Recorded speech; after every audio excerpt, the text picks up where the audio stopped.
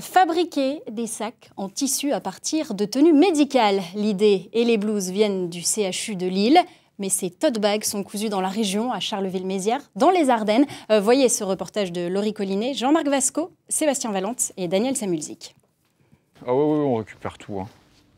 Ah, super. Un pantalon vert, ça va nous faire des belles lanières. Des lanières, vous avez bien entendu, car ces vêtements médicaux, délavés ou tachés, vont être transformés en sacs de tissu. Gabin, à l'initiative du projet, vient chaque semaine. C'est un peu comme un jeu d'enfant, en fait on fouille et on dit « Ah, celle-là c'est une belle couleur, c'est top, ça pourrait faire un beau projet ». Alors voilà, moi j'ai vraiment fait ça parce que ça m'éclate. Et puis voilà, c'est un projet qui est porteur de sens, ça parle aux gens, en fait, c'est nos tenues de travail. Dans cette blanchisserie du CHU de Lille, 11 000 tenues sont nettoyées chaque jour. Un chiffre astronomique et évidemment beaucoup de déchets. C'est une dizaine de tonnes sur une année qui partent à la poubelle. Donc il faut absolument développer ces filières de recyclage.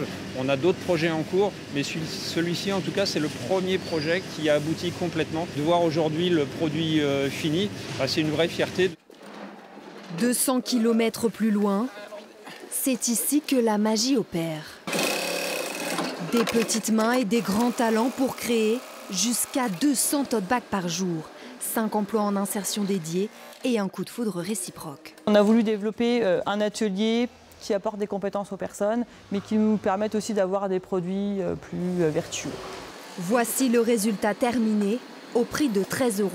Si le projet est environnemental et social, Gabin espère faire grandir son projet et créer davantage d'emplois. Le but, c'était pas de les vendre 40 € et c'est vendu pas très cher pour toute la main-d'œuvre qu'il y a derrière, mais qu'on arrive quand même à dégager un certain bénéfice pour pouvoir se développer. Près d'1 millier de sacs ont déjà été vendus dans le milieu hospitalier. L'aventure du renommé Bloc Bag ne fait que commencer.